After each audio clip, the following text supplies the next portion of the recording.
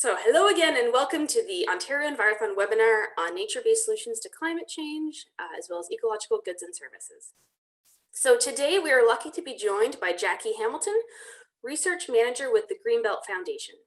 Jackie is a forester, an arborist, an admirer of trees and the people that live among them.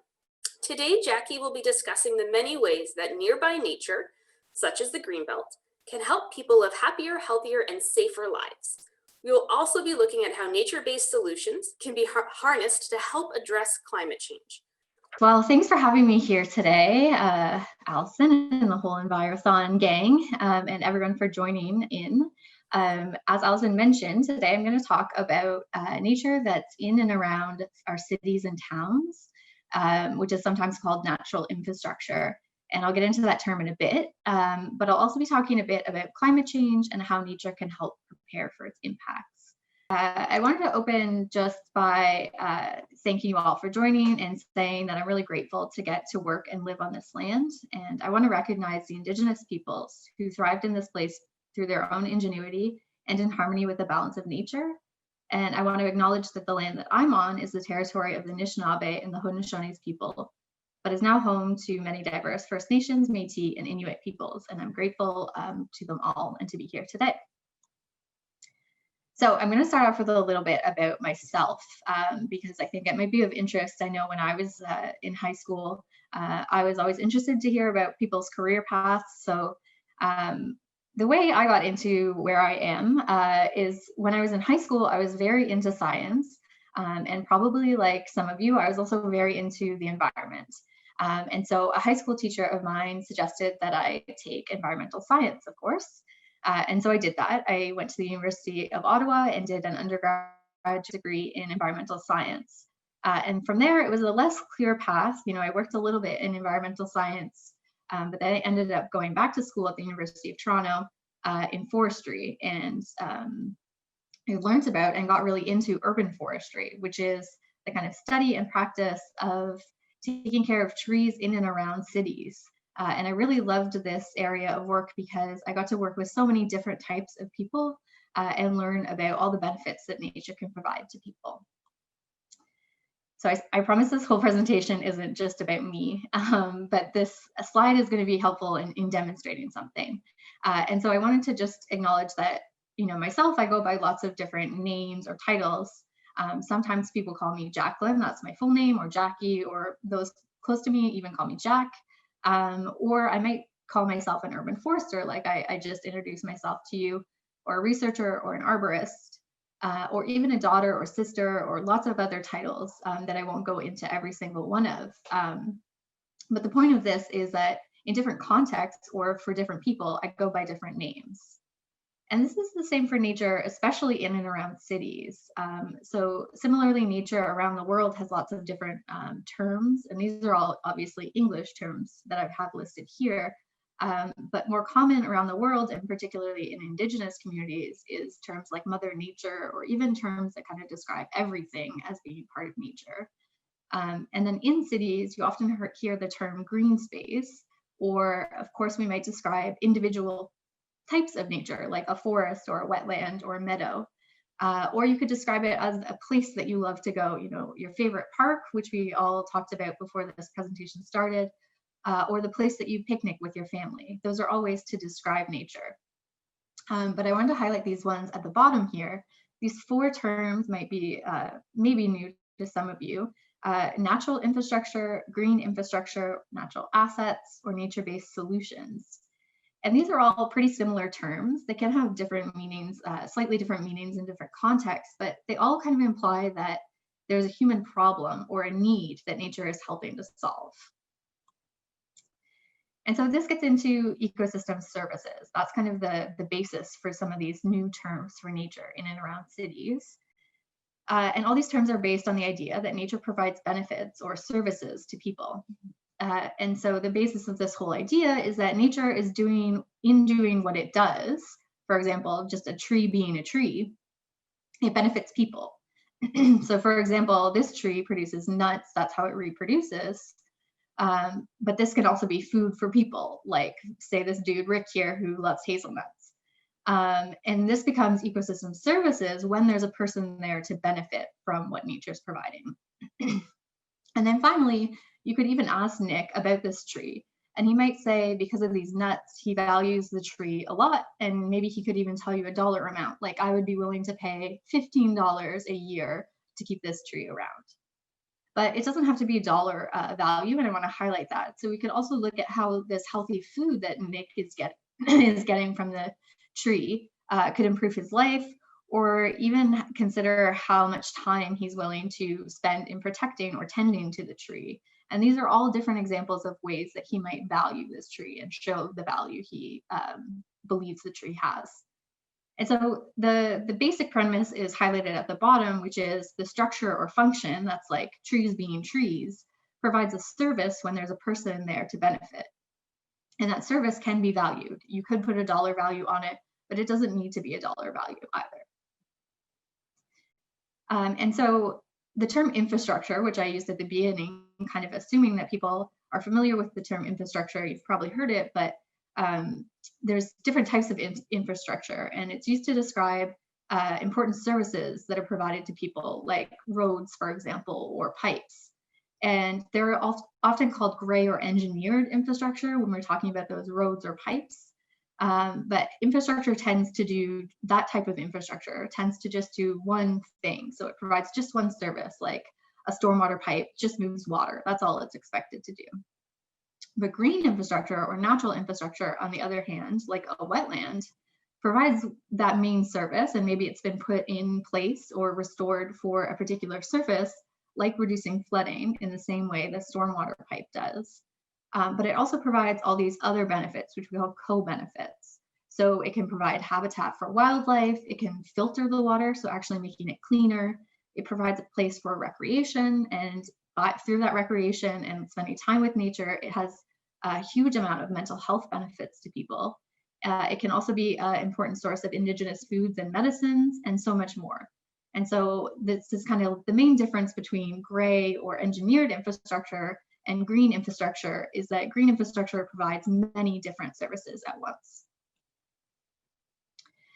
And of course, it's important that we conserve remote places that have less human influence. So supporting biodiversity and critical ecosystem services from places that are less touched by humans, if you will, like the Amazon, which stores a huge amount of carbon and creates oxygen and provides a really important habitat for biodiversity. And even people could go and visit it, although it is more remote, you know. But it's also important to note that everywhere on Earth is impacted by humans, and we've lived as part of nature for a very long time. So we're not separate from nature, and basically nature around the world has been influenced by people. Of course, nature closer to cities has more pressure from humans because more people are interacting with that nature. And so as you saw on the screen, the closer to cities nature is, the more it's likely going to be used by different types of people for different reasons. And so in some ways, you could make a strong argument that because this nature is being used by different people for different reasons, this nature actually holds more value overall because it's benefiting more people. And this isn't necessarily to say that it's more important than those more remote areas, but it could be higher value to people because of the services it's providing to communities. And it's helpful to think about this because then we can also think about how we can plan our cities to improve these services that nature are providing. And so this slide just is kind of highlighting what this nature in and around cities looks like. So it's the forests and the wetlands that surround our cities, and then it's even the trees in our parks and along our streets. It's the soil where our food grows. It's the rivers.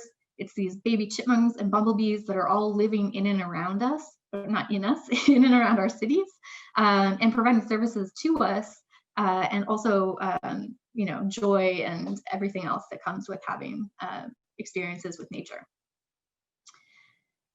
So on a bigger scale, nature surrounds our cities as well. And I work for the Greenbelt Foundation. So I am going to highlight here how the Greenbelt, which is this large 2 million acre protected area that surrounds some of our densest or most populated regions in Canada. That is the kind of Toronto, Mississauga, Hamilton area. This green space is protecting area where we grow a lot of food. So there's a lot of agricultural land and really important ecological areas too. So important wetlands and forests like the Oak Ridges Moraine, which you might have heard of, or the Niagara Escarpment. And the Greenbelt also runs through our cities in what's called urban river valleys. And those are like our ravine systems that run through the cities. So this is on a larger scale, and these are all providing lots of services to those cities and towns that are around them. But there's also, of course, nature, as I already described, within our cities too. So what kind of problems are cities facing? You know, we talk about nature-based solutions. Well, what is it a solution to? What is the problem that we're facing? Well, around the world, and this is the same in Canada, the world is rapidly urbanizing. That means more people are moving and living in cities. And Canadians are no exception to this. Over 80% of Canadians are living in cities. And many communities in Ontario have grown in area, they've expanded. So the urban centers have kind of expanded and taken over. And I'm hoping you can see this video here, but it's just showing in the GTA how the urban boundary has expanded. And you can find your own community on this map. If you go to Google Earth Engine, you can type in where you live and you can watch over time, over the last couple of decades, how much it's grown. And I'm sure wherever you are, you'll see some urban expansion. And cities, just like anywhere else around the world, they're facing cities in Ontario and communities in Ontario are facing similar challenges as other places around the world. These are really global challenges. And although some places, particularly the global south, faces more of these problems because of issues like colonialism or exploitation, these problems are really existing everywhere. So here we have a diagram that helps show these global problems. And it might look complicated, but it's actually pretty simple. So I'm going to describe it now. And the idea is that we're consuming beyond what the planet can support. So these red areas on the outside are where we're consuming or using more than the planet can handle. And so things like biodiversity loss and climate change are happening because of consumption on the planet. And then because of injustices and unequitable societies, we're also facing social challenges. And so on the inside, you see the kind of social challenges in red, like food insecurity or housing insecurity. And essentially where we want to be is in this kind of middle space, in this green area where we're within the boundary of the planet and we're not consuming more than the planet can handle, but we're also making sure that we live in a just and fair society. And so you can think of that as kind of the sweet spot, or sometimes this is called the donut economics, which is we're in this just and safe space where we can thrive on the planet together and everyone's receiving the benefits. So those are the kind of global challenges. And while I mentioned that they are global, obviously, so they're happening around the world and we're all facing these problems, locally, the impacts can look differently. And so the entire globe's climate is changing. But here in Southern Ontario in particular, we have specific things that we can expect in terms of what our climate, how our climate might change. And that's not going to be the same as in Northern Ontario or British Columbia or even in a different country. But here locally, we are expecting warmer and drier summers and then wetter springs and falls. And so some of these kind of local climate impacts are going to lead to extreme heat events. So it's going to become hotter in the summer. It's more likely that we'll have events that can impact people's health. And then also flooding and drought are likely to become a problem here locally. And similar to climate change, urbanization is also creating problems. So by changing the surfaces that we saw in that video, or you could explore by yourself, by changing from natural areas like even agricultural soils or forest to a city, we're paving over the surfaces. And so water can't get into the soil and instead it runs off. And because it runs off, we need to put it in pipes and move it around with that type of gray infrastructure often that I mentioned. And another issue that we have because of urbanization is that it's becoming hotter. So that pavement and concrete, it creates what's called the urban heat island effect, where our cities and our towns are much warmer than their surrounding rural areas. And this leads to pretty much the same impacts as the local climate impacts. We're going to experience more extreme heat. we're likely to experience more flooding, and we'll also experience more drought, probably. So I'm going to go into one example of how, by putting nature and natural infrastructure back into our communities, we can kind of harness this idea of nature-based solutions to both climate change and the issues of urbanization. And I'm going to speak to extreme heat. Oh, sorry about that. I tried to click the chat because I saw something coming in. So I'm going to speak to extreme heat as an example, but this can apply to those other issues too, like flooding and drought. I'm just going to get into one example of work that we've done at the foundation. So the first step is to identify where the problem is. And this is some work that I've been working on for a few years with lots of other groups, including the Toronto and Region Conservation Authority. And this is Peel Region, which is the cities of Brampton, Mississauga, and the town of Caledon. And the first step is to identify, where is it hottest? Where are we experiencing these issues? And then where are people living that are more sensitive to these problems? So for example, older people are more sensitive to extreme heat events. And so you can say, you can layer those two things, which is like, where is it going to be hotter? Where is it already hotter? And also, where are people more vulnerable to extreme heat? And what you get is a map like this, shown on the right here, where the red areas are more vulnerable to extreme heat events. And then the next step is to test the solution. And so if we're looking at natural infrastructure like trees, we want to test and make sure that that actually is going to help in the case of extreme heat events. And so we can do this with computer models. And we worked with a research team from Ryerson University. And what we did was we said, okay, we have these existing trees in some of those red priority areas that I showed on the last slide. And the green on this slide shows where the existing tree cover is. But what if we planted more trees?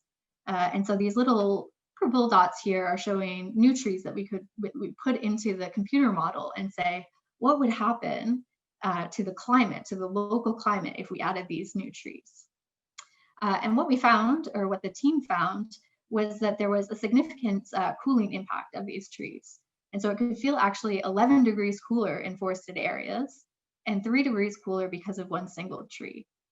And the most opportunity actually was on schoolyards. So some of the schoolyards had basically no trees. And if we were to reforest them, not just plant some trees, but like make new forests on those schoolyards, the benefits wouldn't just be on the schoolyard, but would move into the surrounding neighborhood up to 1/4 of a kilometer.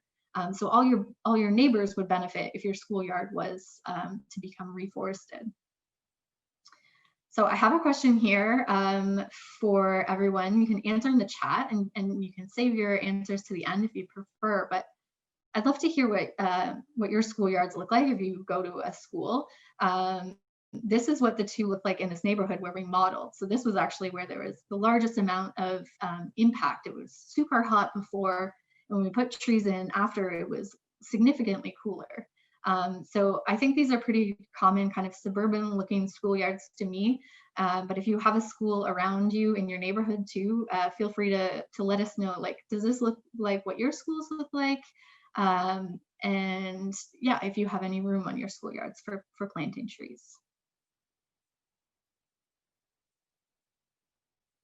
Can't see the chats, but I see some coming in.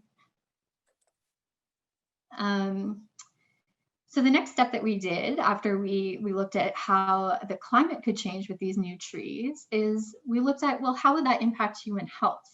So we took those same purple trees and we worked with another group of researchers from the University of Waterloo and Green Analytics.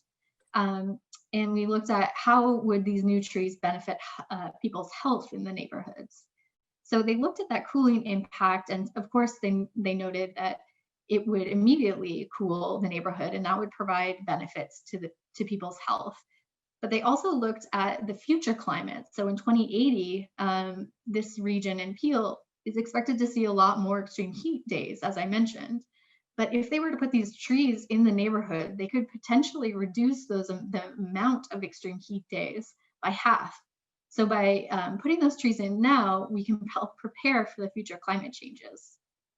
They also found that there were these other co-benefits, like co-health benefits of putting trees in the neighborhood. So there was reduced air pollution, improved mental and physical health, which is a common benefit of natural infrastructure. By people seeing and spending time in nature, their well-being improves. They tend to exercise more, and also their mental well-being is improved. And I think, I know I've experienced this, and I'd love to hear if you feel better when you spend time in nature too. And all in all, when they added up all these benefits, all these health benefits of these new trees, they found that it was worth millions of dollars annually. So it was like over $3 million in this one neighborhood alone in terms of health savings. So this is one of those ways we can quantify in dollar amounts the amount that's going to be saved by the government in terms of the health system, like our hospitals and our doctors, because of putting in green and natural infrastructure like forests. But one thing that was raised in this work was the kind of the issues around access to these benefits. So in these neighborhoods, one of the areas other than schoolyards that was identified as cooler and having more opportunities for planting trees was golf courses. And of course, to access golf courses, you have to pay. You have to pay in order to be able to play golf there. And so in a lot of ways, it's a disadvantage to people who are poor or who don't play golf to have these natural spaces be accessed only by paying. And that's something that I'll get into in a minute. But finally, I wanted to note that, of course, we modeled all of these things with the idea that we could show the value of these trees and planting these trees in the neighborhood. But really what we wanted to do was protect what's there, protect the trees that are already there, and sustainably manage the forests that are there. And then restore, like start planting new trees. That's the whole point of the research and the work was building the evidence and making sure that it was a solution and then starting to implement that solution. And so the final step, or this was kind of going on all along, but is for everyone to come together and start to actually plant those little purple dots that we were calling future trees. And so this involves local governments like the City of Brampton, in this case, conservation authorities like Toronto Region Conservation Authority or Credit Valley Conservation Authority, who are both in this neighborhood. And then NGOs like LEAF, for example, was planting trees in some of this neighborhood, which is a local NGO, as was ACER. And ACER, this article that I show here is just from a few weeks ago, and it's posted by, or it was written by ACER, which is an NGO that plants trees and works with students often on school grounds. So that's a couple of students that are planting a tree there. And that's in one of these neighborhoods. And this is a great example of how working together with schools, with NGOs can help address some of these issues in the city. And then of course there's private businesses, businesses own lands in addition to schools and universities and colleges, and then individuals. So I mentioned that a single tree can make it feel cooler, can make it feel up to 3 degrees cooler. And so even by planting a tree in your back or your front yard, you can make a difference. And this gets me to this idea, and you don't need to read this whole diagram. It's just kind of a nice diagram, I thought. But the idea is that ecosystems like trees and forests and wetlands, they can provide services to people, which we've gotten into, but people provide services to them too. So by protecting and enhancing and restoring lands, we can provide services to ecosystems that need us. Living nature in cities is living a kind of rough life. There's lots of pressures because of people and our kind of urban environment that make it harder for nature to survive.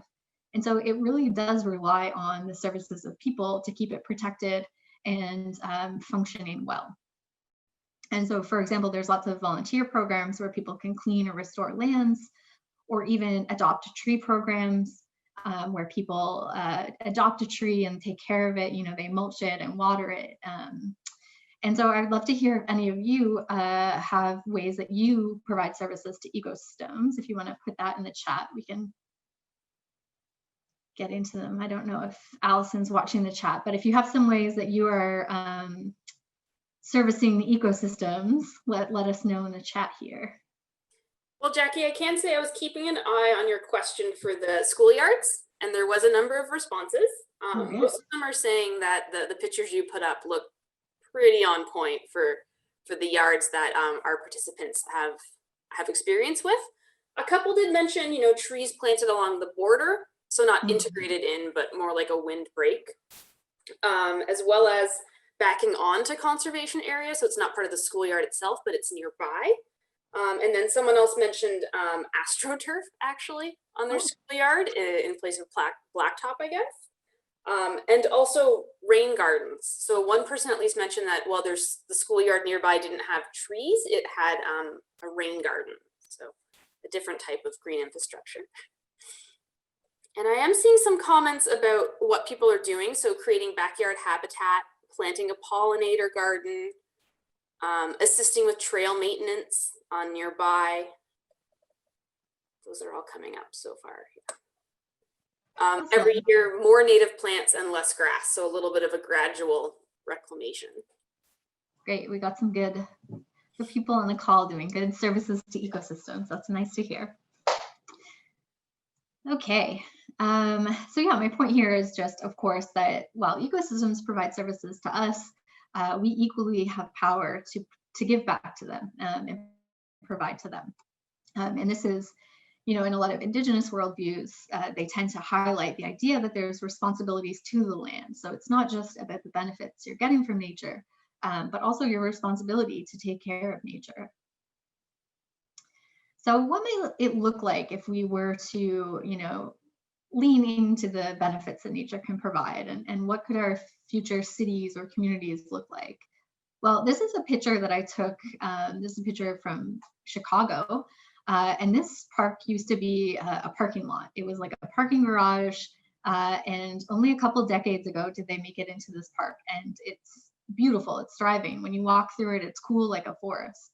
And so this kind of highlights, there's opportunities to change what we have. Just because we have all these issues with the cities the way that we've planned them in the past doesn't mean we can't change things. There's still opportunity to bring nature back in and to let it help provide some of those benefits that will help us in the future with future challenges like climate change.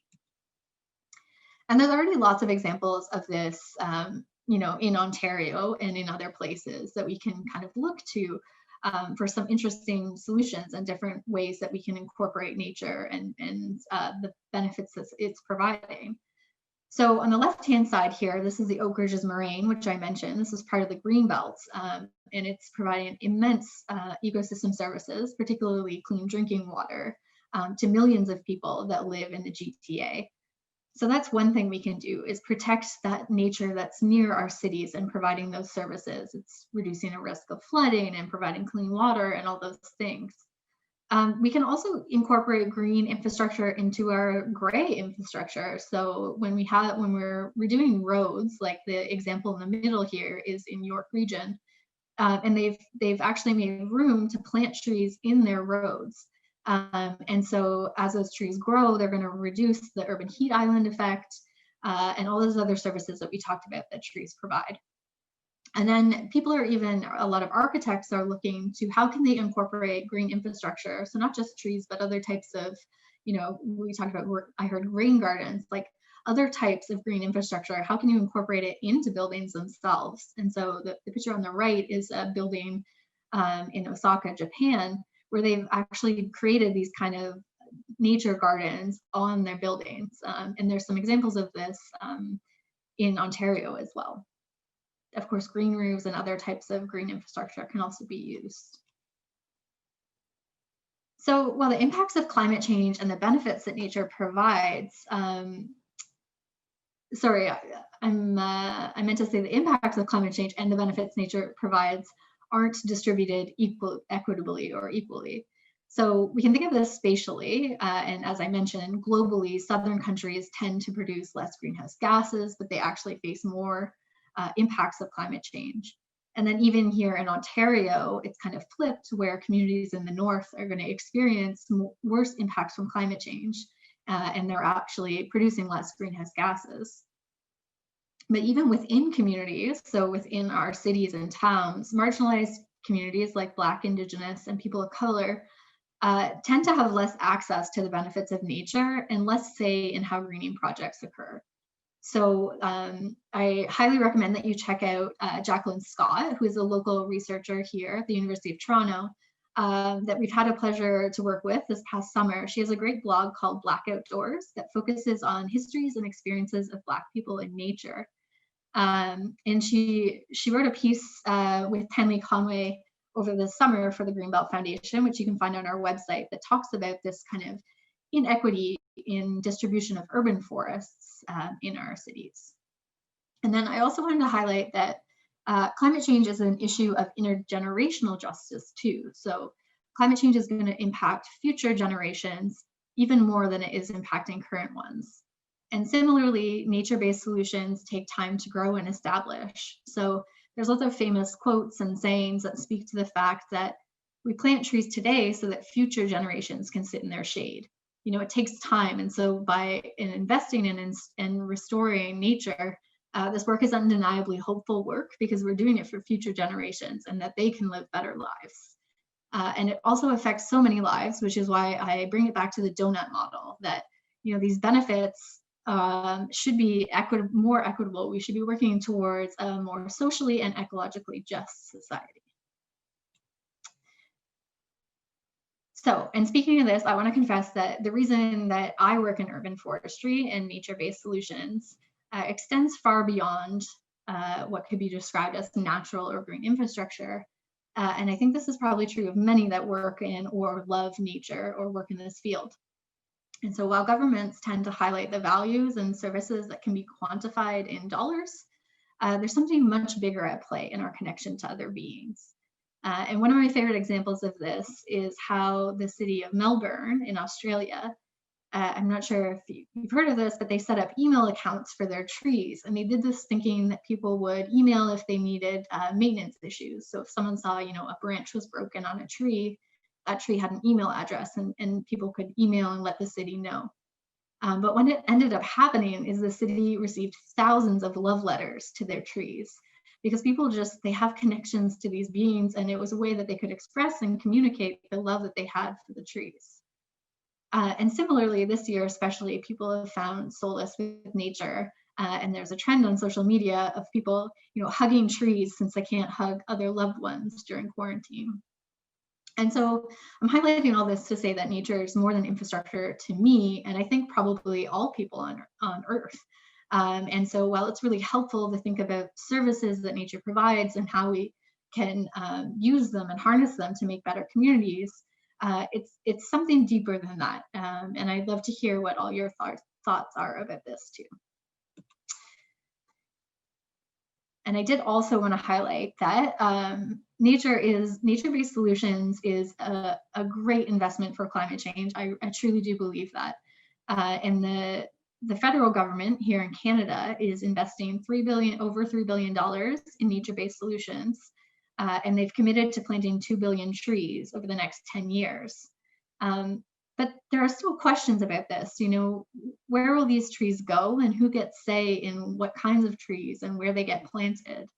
And even then, even once we have them in around our cities, this picture here highlights, as I mentioned, it's tough to be a tree, and I'm talking a lot about trees, but I mean all green and natural infrastructure. It's tough to live in cities. And so are these trees really going to be sequestering carbon and reducing greenhouse gas emissions enough to address climate change?